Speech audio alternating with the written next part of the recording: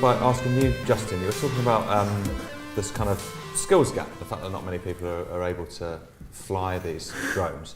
Do you think that that skills gap will get filled by people or by artificial intelligence? Because I guess that's an obvious sort of application for artificial intelligence. Drones are a good example of where you need high skills, then slowly but surely the autonomy comes in, and we need to learn from it. It's a new technology. I think to rush too much of the autonomy is always going to be, it's like cars. You don't have autonomous cars on the roads yet because they're going through that due diligence process at the minute. Drones are already autonomous, and they're already going through waypoint flight plans, and they are quite advanced. But again, they're a lot easier to access than, say, a vehicle.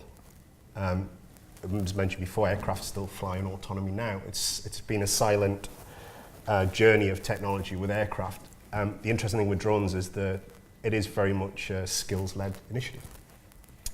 Once we actually trust the drones and the algorithms are written, I think it should be, it should come on quite fast, but I still view it personally as a semi-autonomous vehicle. Humans still need to take control if there's a risk of it going wrong, and there still needs to be an element of human nature within it, because it's still an emotional object dealing with incidents. You know, it was mentioned before, if we have children in the vicinity, you know, we have a crowd that we didn't know and we didn't actually have that intelligence beforehand, and you don't want the drone making those decisions on you. You still need that override. And is that how you feel from a police perspective as well? They're quite an emotional objects. Like if you do roll them out, inevitably people will question it, won't they? Yeah, I think so. I think we recognise, not just within Kent Police, but nationally, we have a responsibility to do this, in the right way. And as I say, it has to be justified, proportionate, legal, and necessary, because otherwise the public won't put up with it. So we need to make sure that, as I say, we're using them safely. We're using it in pretty much the same way as we would use a helicopter. We're very clear they won't be used covertly. This is overt technology, and we'll only, in the whole, be responding to an incident that's happening anyway. So you wouldn't necessarily do something like where you had those umbilical cords and they're just like monitoring the whole time? Like I say, I think that's a decision for the public. Would you like to, though? No, take the heat off you. I think the thing is, it depends what sort of society you live in. You know, if you lived in a society where there was a reduction in a breakdown in law and disorder, then it could be argued that these types of machinery would bring back law and order. But you know, I don't see that happening in my lifetime, and Kent's a safe place to live, so I just can't see that happening. And guys like Edmund, would you be perturbed if suddenly you saw kind of police drones flying overhead? What, from committing crime, or just? Well, if they're just generally overhead, just inspecting. I mean, I'm going to assume that you're not a criminal, and I think it's very wise that we assume that for now. I checked him out earlier, he's fine. Okay. I'm getting a nod from Matt, you've been checked. He's fine. But personally, I wouldn't want to be monitored the whole time, because I would feel that there would be an infringement on my freedom, and I don't feel that the state should have any business looking into my day-to-day life. And not that I'd be doing anything wrong with it, just that the fact that someone could easily watch a clip of me throughout the day doesn't quite sit well with me. And I think that I speak for a lot of young people when I say that that also wouldn't sit well with them. Would you agree with that, Ella? Well, actually, I don't know. I think we're all watching each other so much at the moment anyway, and I think it's a slippery slope, and I think we're very much, actually probably, I don't know if I count myself as a different generation, I'm 20, but I think my generation is very much the guinea pig generation when it comes to social media and everything like that, because we're taking this all for granted now, but how is it actually going to infringe on us, technology, and how does that come into drones as well, because we are giving consent for people to see us all the time. We're posting live Facebook videos, we're Snapchatting, we're doing all of this stuff. So that in that way, I think they do to sort of interlink, and it is a sort of slippery slope because we are watching each other all of the time. But I think actually it is very intrusive, the climate we have at the moment. And I think if we were to go down this drone thing, it could easily slip into that, like, you know, you don't really know where these things are going to go.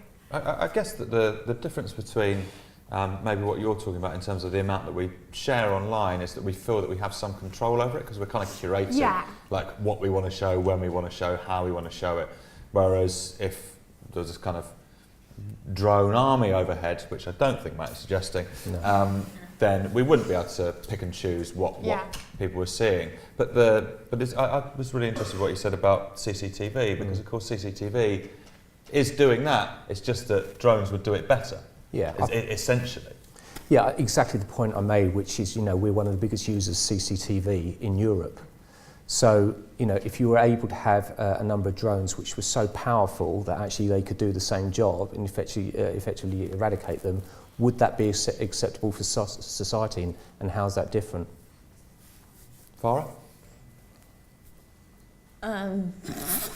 Yes or no is fine. I think no, but I wouldn't bet on that. I'll change my mind in 10 minutes. I think I can definitely see your point in that it's very similar, but I'd say even as not a criminal at all, when you think about CCTV too much, that does make me feel uncomfortable as well. And I think it is just sort of, we've grown up with it, so we've gotten used to it by now, which I don't know. Yeah. If I could just chime in. Did you do a demonstration of the drone, actually? I don't think we saw. Yeah. We were chatting about this before we came on today, and what noise do they make? Like they're like, we're going to do like, we were going to incorporate it into one of our sketches, just like a random when we were talking, and it's like, isn't that a bit distracting for one? And secondly, like when you're just getting on with your day to day, you're suddenly, with CCTV, like now we're not aware of it, but we're going to go through another generation of people, and the constant noise and people watching us all the time. I mean, maybe not all the time, and I totally take on like all of your points. I don't know much about drones, in case you haven't noticed. You know the noise. I know the noise, but they probably will come in like quite handy, to be honest. Like, I'm sorry, Evan, but for certain things, I just think as long as they're not being outwardly intrusive on people's day-to-day lives, and I don't know, just the thought of something following you around going, it's a bit weird, isn't it? Yeah, I think it's... I think you get used to it though. Oh, it's my mate. I think it's the fear of how that would be used, because I mean, like you said with social media, we put so much of ourselves on the internet for the World Wide Web to see, but there are ways of controlling that with privacy settings, and also if you put it on there, you've chosen to do that, it's your freedom to do that. I agree. And then with CCTV, it's like, it's there, we don't get a choice if we're caught on CCTV, but it's presumed that people aren't sat watching it all day going, oh, look at that, Farah's eating another biscuit. But like, if it's they're there for, if a crime did happen, you can use it as evidence, and that's a good thing. I think it's the fear that somebody might use it not well. I suppose the question really is, like, you kind of got to balance up your privacy and your right to kind of freedom and to kind of do what you like versus a reduction, because it feels like if you had a situation where everything in your town was monitored by drones 24/7, and so if any crime was committed, a drone would have footage that would likely lead to the capture of a criminal, or at least be able to sort of solve the crime, you would see a reduction in crime, wouldn't you? Well, that's what the industry's saying. I want to make it absolutely clear, we are taking a very responsible approach, and if we do roll them out, and it's not even decided yet, then that will be really in response to things that are happening, sort of incidents and so on. But if the industry feel that this is the way it may go, then I think that's on the back of the fact that they do believe there will be a reduction in crime and disorder. Yeah, and would that reduction in crime and disorder make it worthwhile to you, Evan?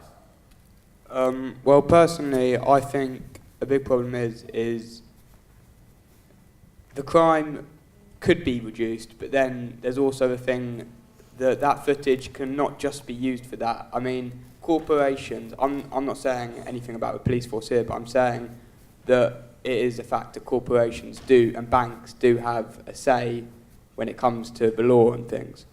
And we do live in a top-heavy power hierarchy society. And I think that it would make it even harder for something, so a revolution where we would all become equal. I think it'd be harder for that to happen, because then these drones could be used by corporations effectively like this, to stop this happening.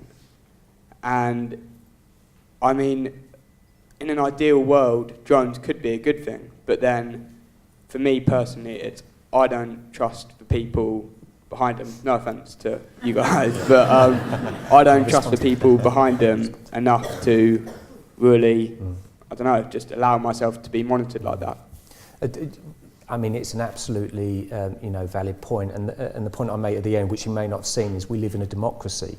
So the sort of top-heavy state that you allude to, it doesn't really exist. You know, you allow us to make operational decisions on your behalf, but for big decisions like that, that would be ultimately one for society, whether or not they're prepared for that.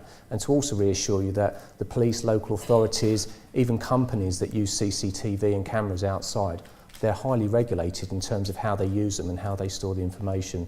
So I think the overarching message is, if society decide that's how they want to use drones, then we have a responsibility to make sure we do it responsibly. Yeah, also I guess sort of top tip for criminals is just do your crime undercover. Just get yourself a canopy. Any questions from the floor? Yes, up here. I have a few questions. I'll just ask one. First of all, did Rick just break the law by touching that drone and putting it on the floor? No. And okay. Thanks for checking, though. looking out for you.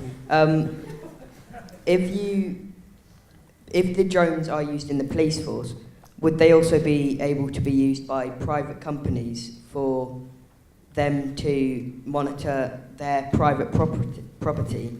And if that happens, what if hackers steal the data from these drones and then access from everyone's private life is everywhere? Anyone can see what you're doing at any one point. Okay, I think Justin's probably you're the industry expert. One for you, I think.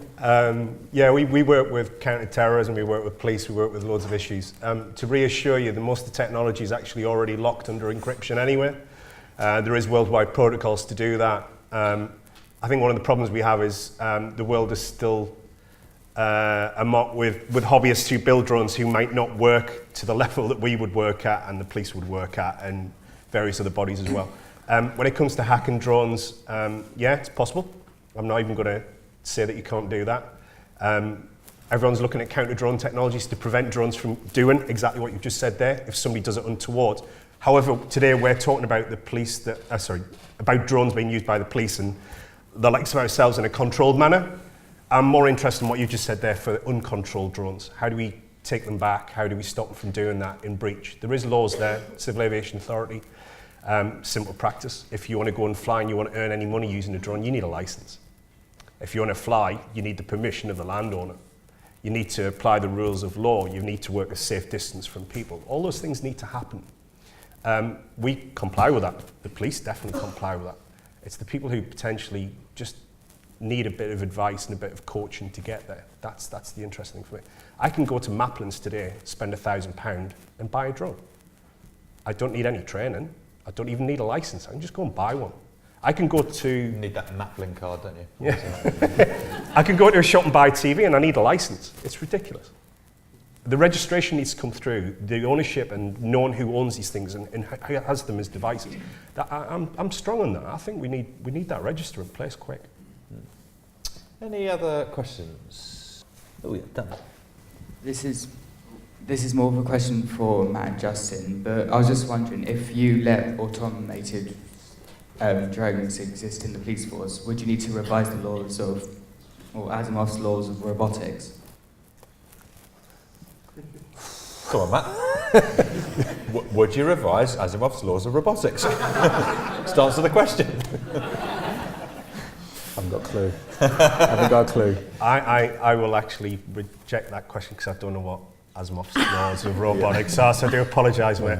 Can you explain that? Yeah, go on. It's basically rules saying that any sort of robots can't have the ability to harm humans. And it's a bit more complex than that. There's 3 rules, and I don't know them off my heart, but they basically need to protect humans over getting rid of criminals, for example. All right, I can answer that. Yeah, it's ironic, basically. It's all about ethics. Yeah. You try and have that conversation if there's a terrorist activity. How do you deal with something like Bacalan? Sorry, apologies. You had somebody willy-nilly with a gun doing something. Could the drone then go in and harm that individual? Because they've actually breached all humanitarian rules. They've actually harmed and killed other people, and they're going to continue doing it. So I understand the law, so I do apologise, I do know the law. But in terms of applying that as a science, it would have to go through an enormous amount of due diligence. It would have to sit with the human factors, the ethics councils, everyone. It would go through an unbelievable scheme of work. I can't say it won't ever happen, right? But from a domestic consumer point of view, I'd just like to build drones that go out and find things. Can we find radiation? Can we find gas? Can we find leaks? Can we stop floods? Can we see how far the perimeter is of a plume of nastiness? That's the world that we live in. So I'm not harming anyone in my world. I'm actually saving people. That's what we do. And just from my point of view, you know, you look at artificial intelligence, I believe that policing is unique in many respects. You know, it requires judgment, sympathy, empathy, understanding, critical thinking, all stuff that doesn't exist at the moment with AI, and I'm sure Callum will probably have a view on how that may evolve. All I will say is, if you look at the core values of policing, it's about saving life, preventing crime, and maintaining the peace. So however we do it in the future, we will make sure that it follows those values, but as I said, it's all about society and how far they let their police service take it, not necessarily us driving it. Okay, we're going to end this session there, but please, one more big round of applause for all your speakers, Justin, Matt, Ella, Evan and Farah.